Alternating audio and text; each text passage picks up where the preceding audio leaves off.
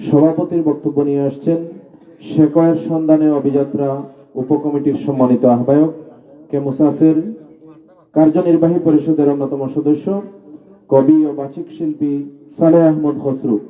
সভাপতির বক্তব্য নিয়ে আসছেন কবি সালেহ আহমদ খসরু।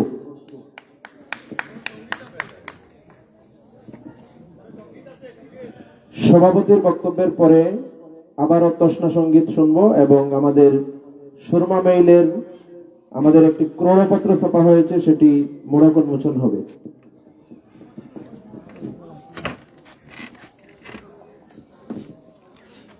বিসমিল্লাহির রহমানির রহিম। কেন্দ্রীয় মুসলিম সাহিত্য সংসদ ক্যামোসাস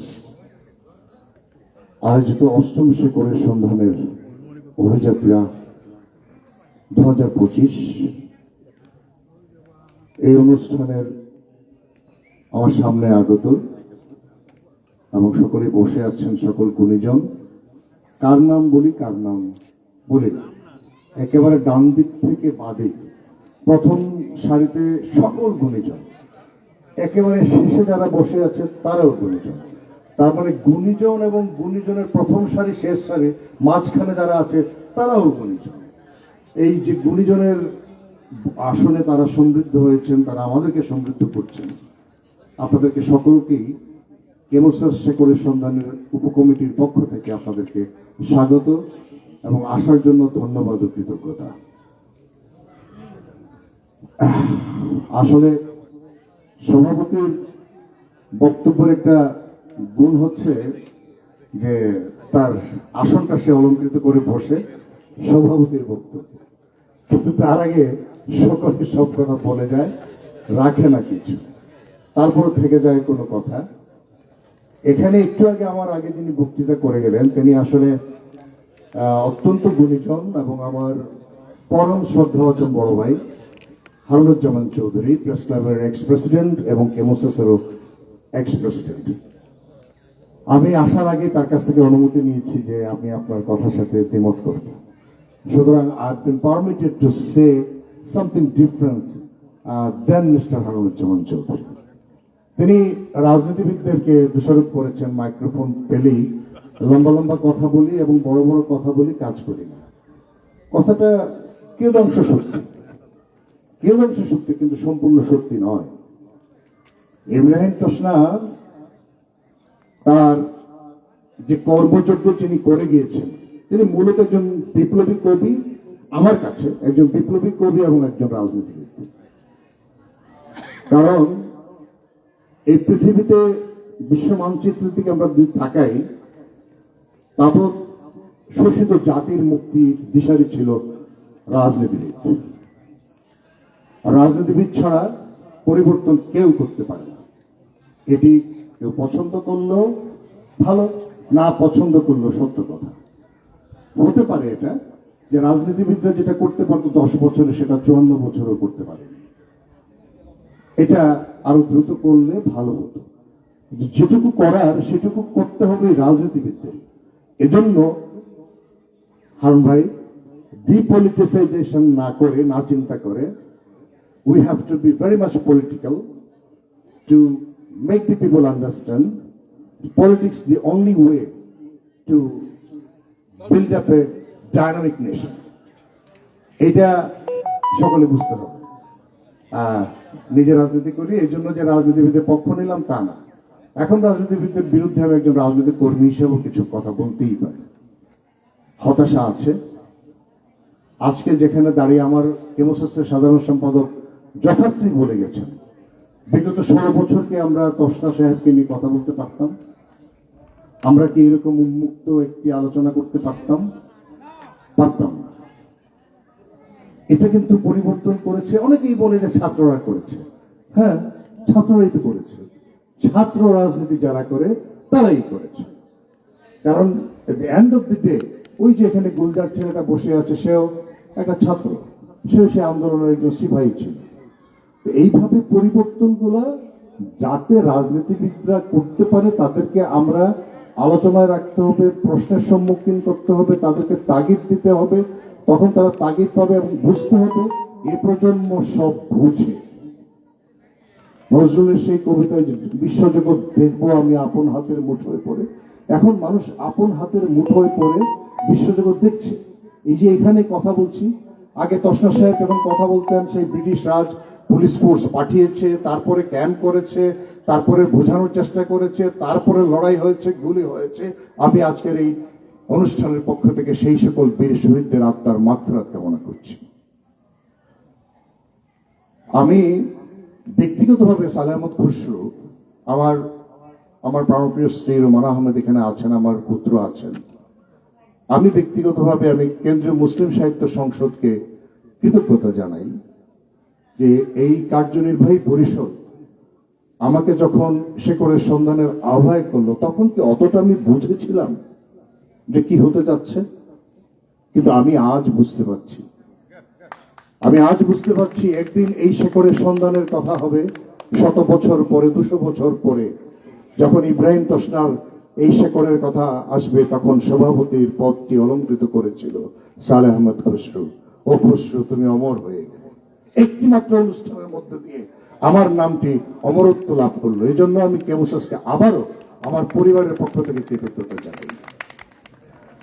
আমি ঠিকই মাইক্রোফোন ছাড়ে না রাজনীতিবিদরা, হারুন ভাইয়ের এই দাবিটা আমি মানছি।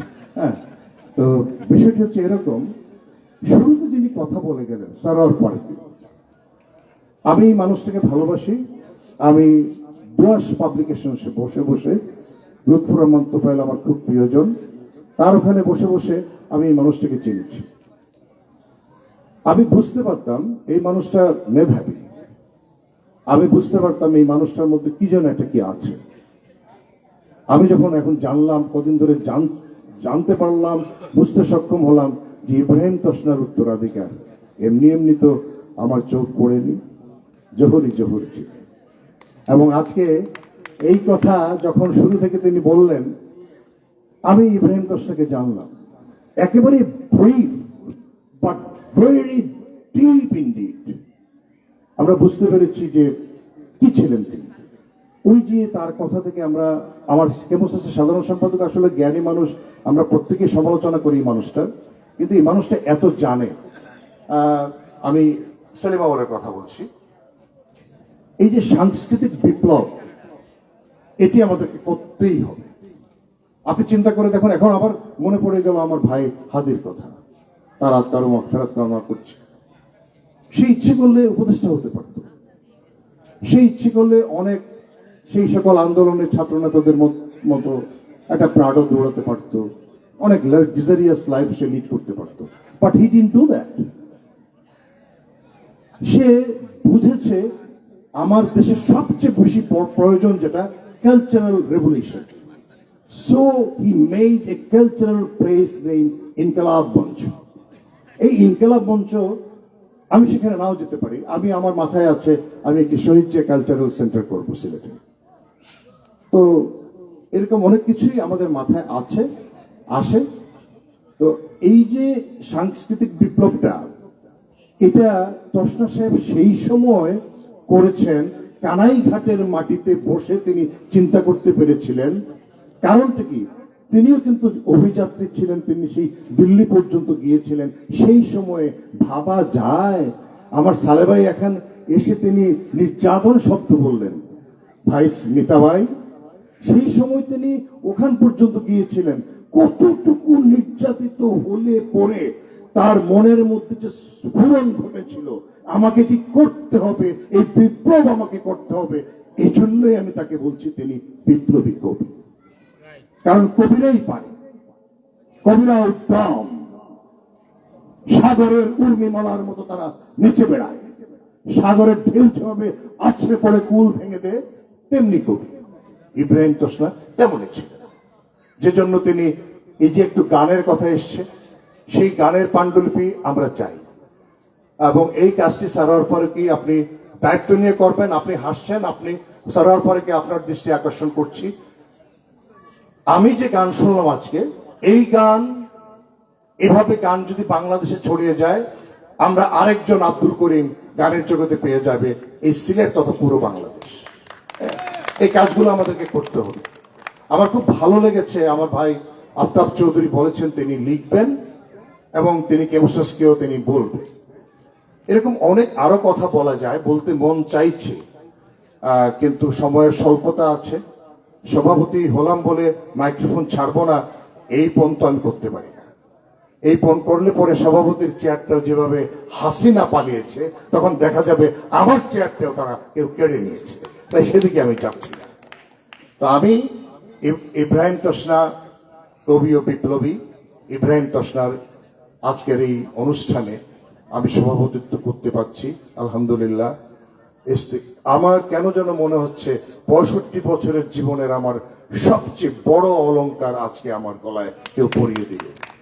এর চেয়ে বড় অলংকার, এর চেয়ে সুন্দর অলংকার আমার জীবনে আসেনি। Romana, you should have been proud of your husband যে তোমার স্বামী আজকে এরকম একটি অনুষ্ঠানের সভাপতিত্ব করতে পেরেছে। তা আপনাদেরকে সকলকে ধন্যবাদ, আপনাদেরকে সকলকে আমার কৃতজ্ঞতা। একটি কথা বলার জন্য আমার এক্স সেক্রেটারি তখনও বলেছিলেন, ওই যে ভুলে যাই, তিনি আবার ইশারায় স্মরণ করিয়ে দিলেন।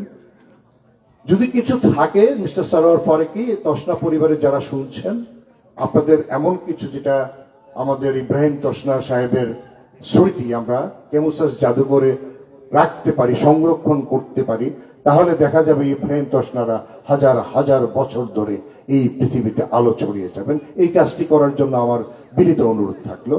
এবং আবারও এরকম একটি অনুষ্ঠানে এই যে কথা বলতে পারছি, মন চাইছে একেবারে সন্ধে পর্যন্ত আমি কথা বলি। ওই গোধূলি যেমন সুন্দর, তেমন যেন হয় আজকের এই অনুষ্ঠান সুন্দর। আমি এইরকম একটি গোধূলির রঙে আপনাদেরকে রাঙাতে পেরেছি বলে আমি নিঃসন্দেহে, আমি এবং আমার কামরুল আলম, আমার সদস্য সচিব, তার আমরা দুজনের পক্ষ থেকে